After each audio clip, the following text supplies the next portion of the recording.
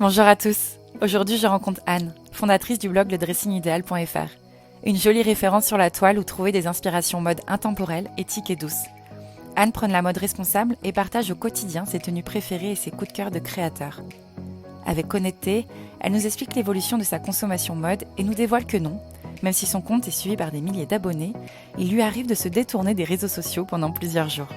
C'est parti.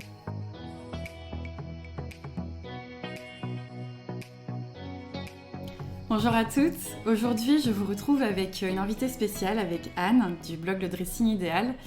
Et je suis très heureuse de recevoir Anne parce que pour la petite histoire, donc je suis la chérie du cofondateur de Bonne Gueule, donc Benoît Wojtenka. Et quand à chaque fois quelqu'un me demande mais c'est quoi le Bonne Gueule de la femme, j'aime bien répondre Anne du Dressing Idéal parce qu'il y a peu de blogs qui sont aussi pointus et qui vont vraiment dans la recherche un petit peu des petites marques où on voit autre chose que du Cézanne, etc. Donc sans plus attendre, bonjour Anne. Bonjour. Est-ce que tu peux te présenter? Je dis que tu avais le dressing idéal, mais je sais que tu as fait d'autres choses avant ce blog-là. En fait, j'ai eu plein de métiers différents, effectivement, avant mon blog. En fait, j'ai une formation tourisme à la base. Donc, Okay. J'ai commencé ma vie professionnelle en vendant des voyages pendant quelques années. Et j'ai adoré ça, vraiment. Donc, tu n'étais pas dans la mode, en fait? J'étais pas du tout dans la mode, j'étais même pas dans le web, en fait. À l'époque, ça n'existait pas vraiment.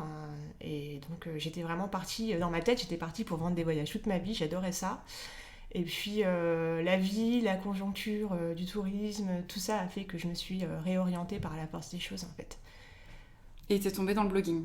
Et je suis tombée, oui, en fait, j'ai commencé par les forums. En fait, à l'époque, il n'y avait pas de blog, donc c'était surtout les forums. Donc, je passais énormément de temps sur le forum doféminin.com. Ok. Je crois qu'il existe encore. Je suis pas Je allée sais que voir, Betty mais... Autier était beaucoup là, sur ce forum. En fait, il y avait tout un groupe de blogueuses mode sur ce forum-là et un autre groupe de mamans en fait, qui se sont retrouvées ensuite sur leur blog respectif. Donc j'ai commencé comme ça, ensuite j'ai vu des filles qui ouvraient des blogs, elles disaient « Ah, j'ai ouvert un blog, venez me suivre ». C'était la grande époque du blog. Voilà, et donc du coup j'ai ouvert mon blog à mon tour et ça a commencé comme ça. Et c'était il y a combien de temps? Et c'était il y a 11 ou 12 ans, si je dis pas de bêtises. Tu fais vraiment partie des premières françaises à... la première, j'ai envie de dire la première génération. Ouais. Peut-être pas les toutes premières, parce que je pense qu'il y avait quand même quelques filles qui ont commencé avant moi. Moi, je fais jamais partie des premières. Hein. J'aime bien observer un peu ce qui se passe avant de me lancer. Mais ouais, je pense que j'ai vu pas mal de choses quand même en 12 ans. Et pourquoi tu avais envie d'ouvrir ton blog? Parce que j'avais envie de dire plein de choses, parce que je suis quand même très très bavarde, j'aime bien... Je suis bavarde et en même temps je suis introvertie, donc j'avais besoin je pense d'avoir un petit support personnel sur lequel je peux... Ouais, mon espace sur lequel je peux prendre le temps surtout de poser les mots. Parce que quand on est bavard, on ne sait pas toujours s'exprimer comme on aimerait, on n'arrive pas toujours à mettre ses idées dans l'ordre, donc un blog c'était vraiment... je pense que c'était vraiment... un super support, quoi. Et tu as parlé de la mode tout de suite ou tu avais parlé d'autre chose? Ah, mais pas du tout. En fait, la mode, c'est vraiment... Je crois que c'est venu en dernier. En fait, au départ, je me sentais absolument pas crédible pour parler de mode. J'aimais bien la mode, mais je me trouvais pas spécialement branchée. Je suis pas quelqu'un qui a des looks extraordinaires. Je suis pas en train de faire du shopping tout le temps. Donc, et puis j'ai pas une formation mode non plus. Ouais, t'étais pas la fashionista de Fashion Week. Non, pas du tout. Donc j'aimais bien la mode, j'adorais m'inspirer à droite à gauche, mais je me sentais absolument pas légitime pour en parler. Donc non, j'ai fait autre chose. Donc j'ai parlé de moi, de déco. Ensuite je suis devenue maman, donc j'ai commencé à parler un peu de mes enfants, de la maternité. Voilà. Et la mode c'est venu très tard sur mon blog, sur mon tout premier blog. Et en fait, je me suis rendu compte que ça n'avait pas trop sa place. J'avais pas trop envie de mélanger. Je sais pas pourquoi. Ça rentrait pas dans ta ligne éditoriale. Ça rentrait pas dans ma ligne édito, malgré le fait que je parlais de plein de choses déjà sur le blog. Mais je trouvais que la mode, c'était vraiment quelque chose qui méritait un espace à part entière. Est-ce que c'était des choses qu'on te demandait? Est-ce qu'on te demandait conseil sur la mode? Est-ce que tu sentais ton lectorat qui était sensible à ça? Franchement, pas du tout. D'accord. Non, pas du tout. Je pense que j'étais essentiellement suivie par des mamans. D'accord. Donc, qui se retrouvaient beaucoup dans ce que je pouvais raconter. J'ai pas beaucoup de tabous, donc j'ai énormément parlé du postpartum, des difficultés qu'on peut avoir quand on devient maman. Donc, je pense pas que j'avais un lectorat très branché mode. Okay. Et du coup, c'est peut-être aussi pour ça que j'avais besoin d'avoir un espace à part pour aller m'adresser peut-être à des femmes qui étaient un peu plus intéressées par le sujet, que ça fasse un peu plus écho. Il s'est passé quelque chose dans ta vie pour que tu sois plus axée sur la mode ? Il s'est passé quelque chose de très important, c'est que j'ai eu un deuxième enfant. D'accord. Et le deuxième enfant, il a été très prenant. En fait, j'avais pas beaucoup de temps. J'ai mal vécu le postpartum dans la mesure où... excuse-moi, je cherche mes mots. Vas-y, pas de souci. En fait, il s'est passé que avant d'avoir ce bébé, j'avais déjà un enfant, mais j'avais quand même un peu de temps pour moi. Donc j'avais le temps le matin de choisir mes tenues, j'avais le temps de m'habiller, j'avais le temps un peu de faire les boutiques. Et ce deuxième bébé, il est vraiment venu grignoter tout le temps libre que j'avais. Donc forcément, moins de temps, c'est plus de stress, donc moins de temps le matin pour s'habiller. Et je trouvais qu'il y avait un déséquilibre en fait entre ma garde-robe, qui était remplie de fringues hyper jolies, mais qui n'étaient pas spécialement pratiques. Donc qui n'était pas adapté à mon mode de vie de maman qui court tout le temps. Et donc voilà, je me suis dit, il va falloir que tu fasses quelque chose. Il fallait que tu trouves ton équilibre. Je me suis dit, je vais pas passer tous les matins 1 heure à choisir mes fringues pour m'habiller, c'est pas possible. Tu te sentais mal à cette période ?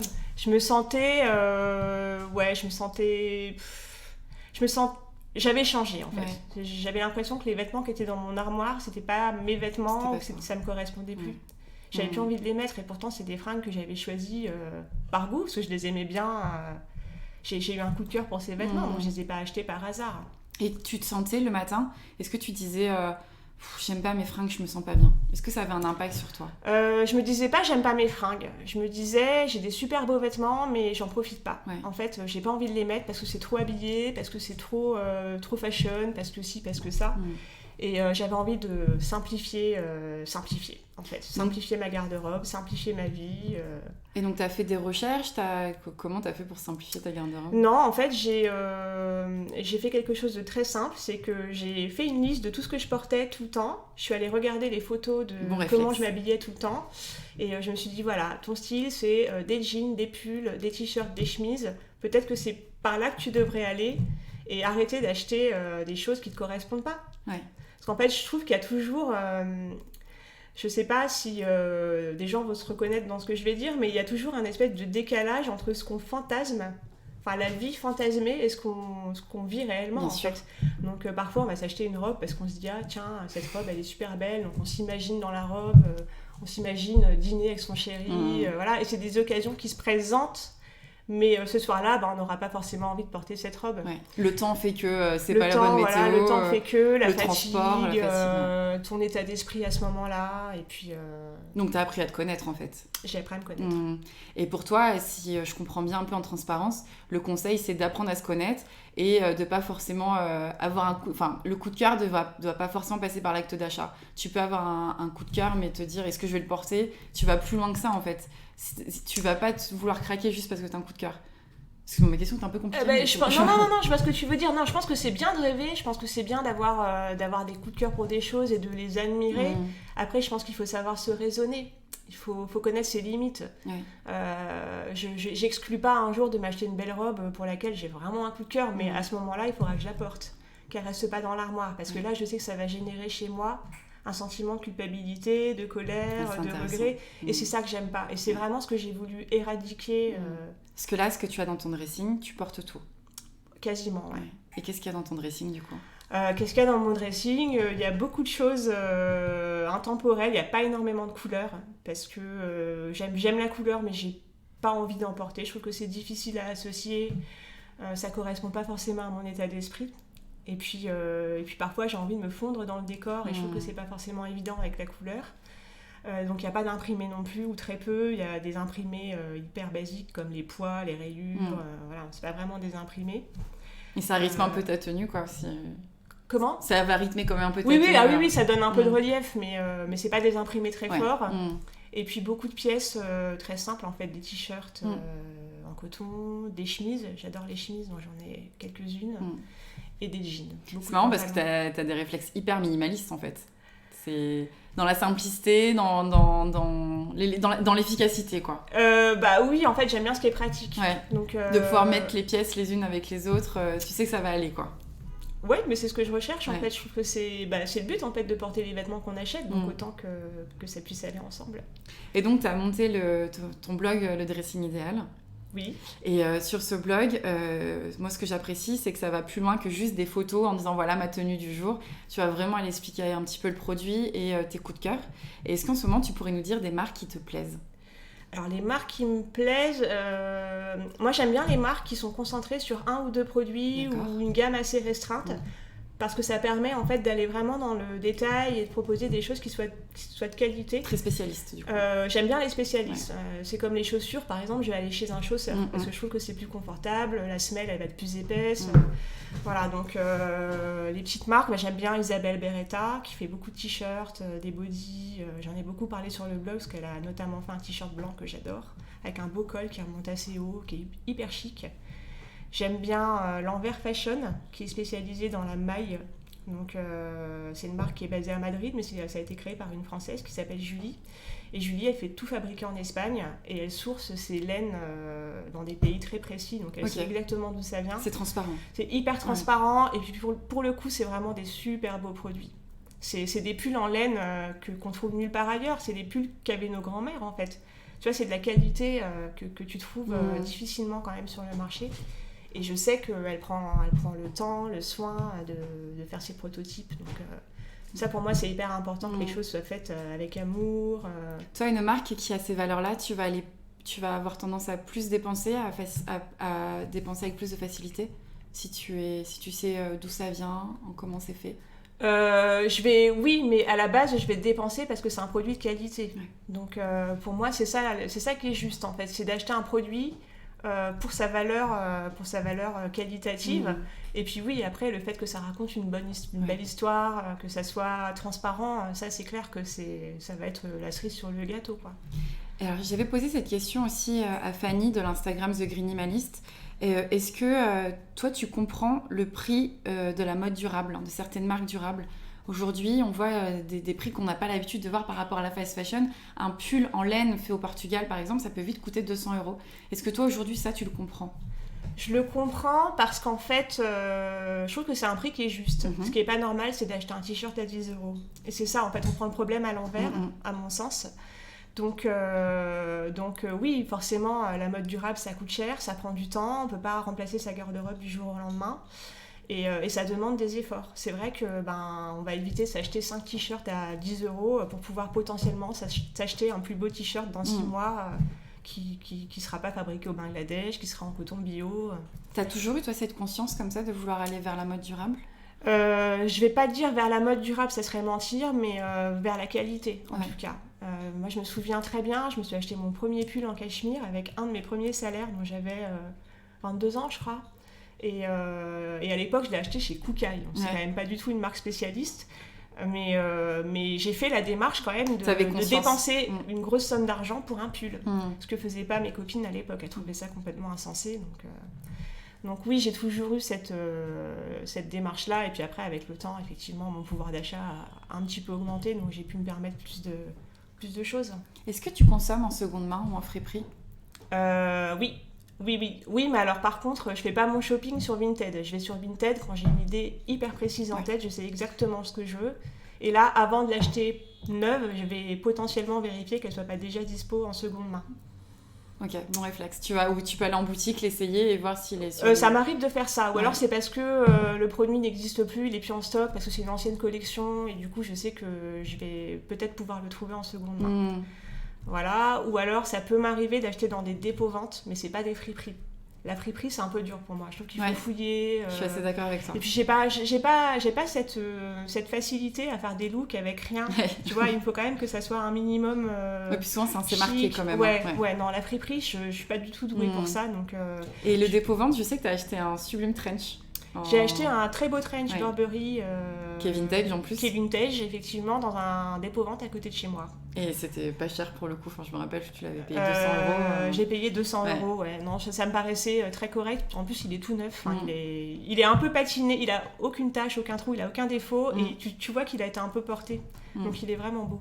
Ouais, et ça, c'est des tenues, des pièces que tu peux garder très très longtemps. Bah, j'espère. Ouais, moi je trouve que le dépôt-vente, c'est vraiment super. T'as des personnes qui ont pris tellement soin de leurs affaires, on voit les sacs à main qui ont encore la pochette ou encore les boîtes. Des femmes, je pense, qui devaient avoir beaucoup de sacs à main et finalement s'en débarrassent, qui l'ont jamais mis.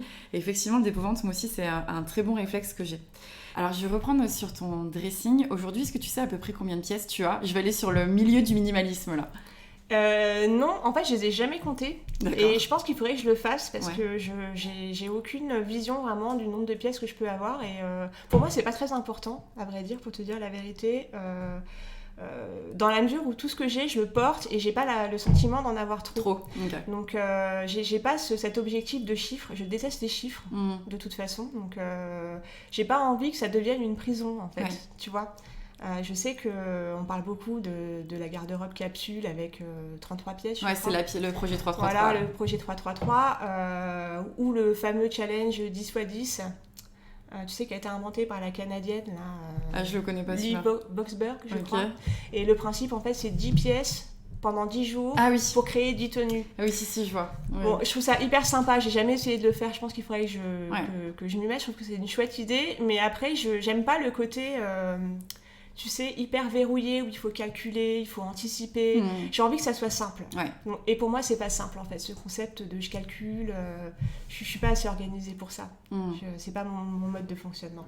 Et même, est-ce que, par exemple, au niveau des chaussures, tu en as beaucoup, tu fais attention ? Parce que moi, par exemple, je sais que le problème, c'est que les tenues de femmes, souvent, il faut qu'on ait la bonne paire de chaussures qui va avec nos bonnes tenues. Et moi, s'il y a une chose encore que j'ai du mal à minimaliser, tu vois, je dois avoir entre 9 et 12 paires de chaussures.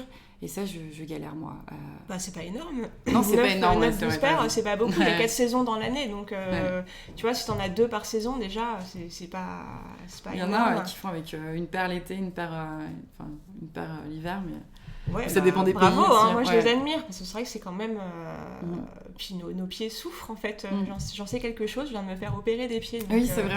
Ouais, et du coup, c'est vrai que, puisqu'on parlait de chaussures, j'ai pas, malheureusement, je peux pas acheter tout ce que je veux. Je peux pas beaucoup porter de talons.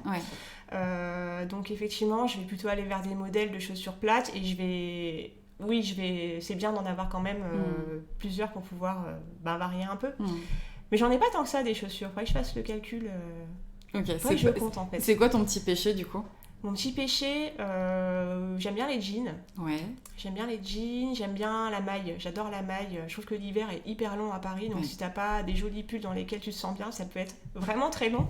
Ouais, ça m'angoisse déjà. On est au mois de juin, il fait toujours pas super beau et je me dis plus que 2 mois quoi. Ça passe vite. C'est horrible. Mais bon, profitons du moment présent. C'est ça. Est-ce que tu aurais des conseils pour bien s'habiller, on va dire, des conseils pour aller faire du shopping ? Est-ce que tu as des réflexes que tu pourrais partager ? Est-ce que tu fais des listes ? Est-ce que tu as des magasins que tu Non, je fais pas de liste. Je fais pas de liste. Je fais très peu les boutiques parce qu'en fait, je cautionne pas spécialement la fast fashion. Donc, du coup, j'ai aucun plaisir en fait à aller faire les magasins. Le samedi après-midi, H&M, Zara, ça te fait pas rêver ? J'y vais quand j'ai pas le choix pour mes enfants, quand ils font un truc en urgence, un jogging ou un truc, voilà. Mais c'est tout quoi. J'ai vraiment aucun plaisir à le faire. J'aime bien aller de temps en temps au printemps à Haussmann parce que c'est un joli endroit. J'aime bien l'ambiance. Il y a un côté, tu vois, un peu rétro quoi. Les grands magasins, tout ça, et tout est au même endroit. Donc ça, c'est hyper agréable quand même. Toi, faut que t'ailles aux pratiques. Ouais, moi, faut que j'aille... Mais sinon, tu passes un temps fou, et puis t'es là, tu zones, tu sais pas ce que tu veux, tu regardes. Et en fait, j'aime pas cette idée qu'il y a quelque chose qui va provoquer le désir chez nous, alors qu'on n'avait pas forcément besoin ni envie de quelque chose. Donc ça, c'est important pour toi, c'est hyper important. De pas te laisser avoir par le marketing. Oui, parce qu'en fait, tu te sens tellement mal après. Moi, ça m'est déjà arrivé il y a longtemps de dépenser, je sais pas, 300 € un samedi après-midi pour plein de trucs. Tu rentres chez toi avec tes sacs et tu te dis, bon bah voilà, c'est super, j'ai acheté 2 paires de chaussures, mais maintenant, il va se passer quoi en fait ? Est-ce que je me sens mieux avec 2 paires de chaussures en plus ? Je suis pas sûre. Donc, Du coup, j'allais te poser la question, mais est-ce que toi, t'es victime de retail thérapie ? Tu sais, le fait d'aller mieux en dégainant ta carte bleue pour aller acheter ? Parce que des fois, tu te sens mal et tu dis, il faut que j'achète. Non, par contre, il y a un truc que j'ai expérimenté depuis que j'ai créé ce blog, le dressing idéal, c'est que quand j'achète quelque chose, je suis vraiment heureuse maintenant. Parce qu'en fait, je l'ai anticipé, j'y ai réfléchi longtemps. Parfois, j'ai mis des sous de côté aussi pour me l'offrir. Donc, il y a vraiment un désir qui est hyper fort et qui est comblé au moment où je l'achète, mais c'est un vrai bonheur en fait. Ça répond pas à une frustration. Ça allait être ma prochaine question justement. Est-ce qu'aujourd'hui, tu vas aller faire du shopping et tu vas regarder des objets, des couturières et tu vas les acheter, ou tu fais attention à ce que tu vas acheter, tu vas regarder avant, tu vas t'informer sur la marque? J'ai toujours fait ça en fait. Je crois que j'ai toujours vraiment regardé avant, réfléchi. En fait, j'ai été élevée par des parents qui sont pas des gros consommateurs. Mes parents sont hyper économes. C'est pas des gens qui avaient un haut niveau de vie. Donc en fait, à chaque fois qu'on achetait des vêtements, c'était toujours par besoin. Je me souviens pas que ma mère m'ait acheté des choses comme ça. Les fringues, on les achetait à Noël ou quand c'était les soldes, mais c'est tout. J'avais pas des vêtements comme ça à tire-larigot toute l'année. Donc j'avais pas vraiment cette fièvre acheteuse. Mais oui, j'ai quand même... je dis j'avais, parce que c'est des marques dans lesquelles je vais plus trop, mais j'avais des marques chouchoutes dans lesquelles j'aimais bien aller. Et est-ce que aujourd'hui, tu es très active sur les réseaux sociaux, enfin, ça fait partie de ton quotidien, et on parle beaucoup de l'influence négative que peut avoir Instagram sur notamment les plus jeunes. Toi, comment tu le vois? Est-ce qu'Instagram est négatif pour toi ou positif? Est-ce que tu arrives à en sortir quelque chose de bien, de bienveillant? Oui, parce que je pense que j'ai une utilisation qui reste saine en fait. Après, moi j'ai la chance de faire ce métier depuis très longtemps, donc je connais l'envers du décor. Je sais que si je montre mon appartement, j'ai montré un petit bout de mon appart qui est rangé, mais tout le reste va être en bordel, tu vois. Donc ça, j'en ai parfaitement conscience. Donc j'ai pas... Moi, en tant que... moi, j'ai pas cette impression... Ça génère pas quelque chose de négatif. Après, oui, je peux comprendre que tout ce beau, ce lisse, ça peut être hyper frustrant pour...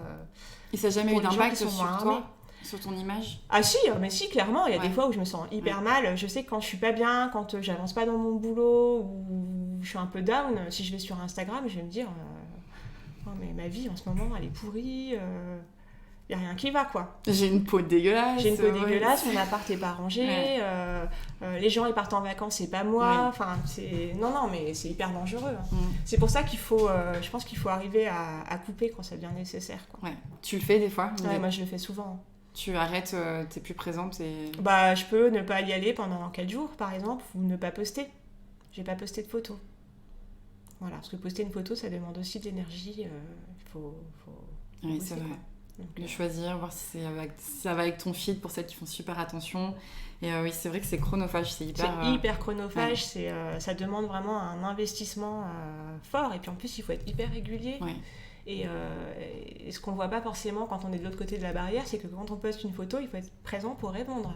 C'est-à-dire qu'il faut être disponible, il faut être disponible tout de suite parce qu'on reçoit des messages privés, on reçoit des commentaires. Et il faut répondre. Ouais. Donc juste pour les personnes qui nous écoutent, qui ne connaissent pas vraiment comment ça se passe sur les réseaux sociaux, vous avez donc il faut prendre la photo. En plus, toi, je sais que des fois tu fais des super belles photos, tu as un photographe donc tu as le temps de présence pour faire ton shooting. La photographe qui se déplace. Donc tu as déjà des problèmes logistiques, enfin tu as déjà de la logistique. Il y a une organisation en amont. Moi, je travaille avec Noémie Michaud qui fait des super belles photos et oui, donc on échange par mail, on s'appelle, on prévoit nos shootings à l'avance. Donc elle habite à Boulogne, donc effectivement il faut qu'elle se déplace jusqu'à chez moi. Ensuite ça va nous prendre, je sais pas, 1 à 2 heures pour faire les photos. Elle va rentrer chez elle, elle va les retoucher un petit peu. Ensuite elle me les envoie. Donc ça c'est la partie, j'ai envie de dire, immergée de l'iceberg. Et puis après il y a ce que moi je vais en faire des photos. Donc oui, ça prend du temps. Ça prend énormément de temps parce qu'après il faut les poster, mettre ton contenu. En plus, toi, je sais que tu produis beaucoup de contenu avec le blog, avec ta newsletter, parce que t'es comme une belle newsletter. Et c'est pareil, la newsletter, c'est marrant, on pense que juste, hop, t'envoies un mail comme ça, mais non, faut faire attention, tu corriges, tu relis 1000 fois, tu vois si tout est ok, si tu t'as pas fait de redondance faite avec ton contenu sur le blog, plus le contenu sur Instagram. C'est ça, et puis la newsletter, elle doit potentiellement donner envie aux gens d'aller lire l'article, donc tu vas pas écrire la même chose que dans l'article. Exactement. Donc c'est encore du nouveau contenu à produire. Donc oui, en fait... Si t'es pas passionné... déjà, il faut être passionné, il faut avoir du temps. C'est aussi pour ça que j'ai décidé de me consacrer à 100% au blog. C'est que quand tu travailles à côté, clairement, tu peux pas suivre. Et aussi, le métier a vachement évolué parce qu'il y a 12 ans, on avait un blog et puis hop, c'était bon, quoi. On écrivait sur le blog, les gens répondaient dans les commentaires et le boulot était fait. Maintenant, il y a Instagram, il y a la newsletter, il y a beaucoup plus d'entrées possibles. Et il faut être partout. Il faut être partout pour s'assurer que les gens ont bien vu ton message. Donc, ça multiplie vraiment les tâches à faire, quoi. Donc, ça fait beaucoup pour une seule personne. Ça, c'est clair. YouTube, YouTube, non, YouTube, j'ai jamais accroché. Je pense que je suis un peu trop vieille pour ça. Je suis pas hyper à l'aise avec la vidéo déjà, et puis ça faisait encore un truc en plus, donc à un moment donné, faut choisir quoi. Faut faire des choix. Ouais. Bon, en tout cas, je suis très admirative parce qu'en sachant le taf qu'il y a derrière, et puis tu t'es bien entourée parce que Anne a une super belle identité visuelle. Bon, maintenant, t'es un peu obligée de toute façon parce que si t'as pas un contenu qui sent un peu léché, on te suit pas. C'est marrant parce qu'au début d'Instagram, c'était un réseau où on avait juste à poster des photos un peu comme ça, sans forcément faire attention à la lumière. Et maintenant, c'est devenu quelque chose d'hyper léché. Et si tu fais pas en sorte que ce soit vraiment propre, en fait, t'es pas suivi. Donc, ouais, alors attends, j'ai envie de quand même. Vas-y. J'ai envie de tempérer parce qu'en fait, je trouve qu'il faut trouver l'équilibre entre les deux, parce que si c'est trop léché, justement, ça fait peur aux gens. Ouais. Et moi, je me rends compte que quand je poste un selfie devant mon miroir à peu près potable, ça marche quand même, parce que je pense que c'est facile de s'identifier à des filles qui font des selfies devant leur miroir, et ça parle aussi aux gens. Donc en fait, il faut arriver à trouver une bonne balance entre les belles photos pro et puis les photos qu'on fait soi, quoi. Mais je suis d'accord qu'il faut des belles photos. Ouais. Enfin, on est d'accord. Et c'est une belle transition pour dire, est-ce qu'en ce moment, tu ressens pas qu'il y a quelque chose qui se passe sur Instagram ? Le retour au vrai ? Pas vraiment, en tout cas pas sur les comptes que je suis. Moi je trouve que bien au contraire, c'est envahi par les marques. Il y a beaucoup de pubs, il y a beaucoup de marques qui savent pas s'adresser aux gens, qui ont une communication un peu froide. Et malheureusement, l'algorithme en fait est pas toujours sympa. Il va nous montrer les comptes de marques et pas vraiment les comptes des gens qu'on aimait bien. Donc non, moi je trouve pas qu'il y a un retour à l'authenticité. En ce moment, on va plus vers le pro, la pub. Après, c'est mon avis perso. Peut-être que si je prends une autre personne, elle va me dire quelque chose de complètement différent. Alors moi, j'avais plus envie de te parler en fait des Instagrammeuses elles-mêmes qui peut-être se mettent sans maquillage, qui assument leur corps et leur forme. Moi, je trouve qu'en ce moment, il y a au niveau de peut-être aussi des fit girls, de tout ça, qui sont un peu plus vraies, qu'elles osent se mettre pas forcément en avant positivement. Mais si dans la mode tu me dis que tu le ressens pas... En fait, ce qui se passe, c'est que moi je suis des mamans qui ont déjà ce discours-là depuis très longtemps, donc pour moi c'est pas un truc nouveau. Voilà, ça fait partie de ce que pour toi ça devrait être normal, quoi. Ouais, pour moi ça devrait être normal, mais effectivement il y a peut-être un mouvement un peu libérateur. Mais c'est intéressant ce que tu dis, parce que ça veut dire que tout à l'heure quand je t'ai posé la question, est-ce que tu trouves qu'Instagram serait négatif, en fait toi tu suis des comptes qui ne le sont pas. En fait Instagram c'est un outil qu'on te donne comme ça, il n'y a pas le mode d'emploi, après t'en fais ce que tu veux, donc tu vas suivre des gens qui potentiellement te ressemblent ou qui t'inspirent, mais c'est l'usage qu'on va en faire, et c'est pour ça que c'est hyper important de se contrôler et d'avoir des bons réflexes en fait. Et est-ce qu'aujourd'hui tu dirais que tu es satisfaite par ton dressing ou que tu as encore des évolutions à faire ? Est-ce que tu as l'impression d'apprendre encore sur toi, d'apprendre tout court ? Je suis hyper satisfaite de mon dressing. Franchement, super. J'ai pas du tout de frustration, j'ai très peu d'envie. Tu vois, je me rends compte que je me dis pas tiens, j'aimerais m'acheter ça, alors qu'avant j'avais toujours cette sensation qu'il me manquait plein de choses. Donc j'étais tout le temps frustrée en fait. Et non, j'ai plus du tout ce sentiment-là, donc je suis super contente. Après, je me souviens plus de la fin de ta question. Non, t'inquiète, je te demandais juste si tu étais satisfaite de ton dressing ou si t'apprenais encore. Non, après, je te dis pas que c'est facile tous les jours. Hein. Ça peut m'arriver de me lever et de pas savoir quoi mettre parce que j'hésite entre une chemise et un t-shirt, ou parce que je suis pas bien lunée et j'ai pas la pêche et voilà, j'ai pas envie de faire d'efforts. Donc, je vais pas te mentir, je me sens pas au top tout le temps. Mais par contre, c'est simple, quoi. T'es humaine. Ouais, voilà. Okay. Et je suis pas frustrée. Et ça, c'est vraiment...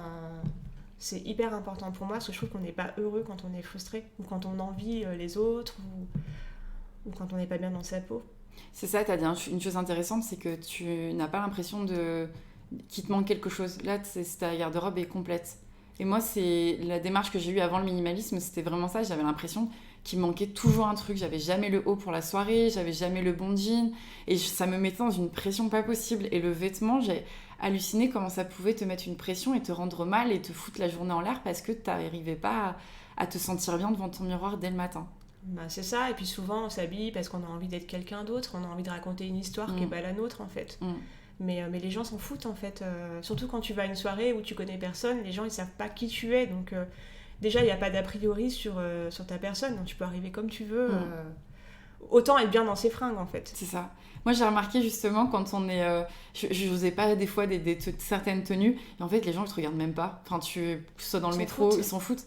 Et ça, c'est trop... Enfin, faut le faire pour soi, quoi. À moins que tu sois dans un environnement hyper négatif et qu'on te dise non, tu vas pas mettre ça. J'en parle beaucoup dans mes podcasts. Mon ancien petit ami était comme ça. Il voulait pas que je m'habille d'une certaine façon.